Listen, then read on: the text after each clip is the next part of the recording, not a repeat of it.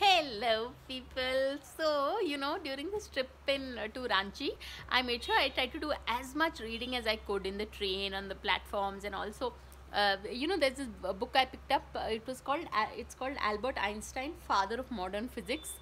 And honestly, this close to, I don't know how many pages book is this. It is a 264-page book. Half of it is filled with mathematical equation. No, I mean, yeah, mathematical, or in fact, equations in physics.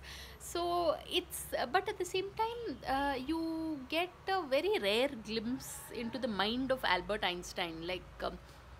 For instance, they say like Albert Einstein was agnostic, but like he did not really believe in any one particular god. But he said the universe is a bit like a library, a huge big library, and a child is in that library, and the kid knows that these so many books that have been written by someone. So, but the child has no idea who. So that's his conception of God or that higher power.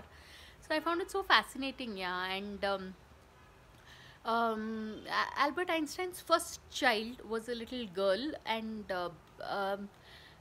she's said to have passed away early, and she had some very severe health complications. So there's been a reference of that also in the book.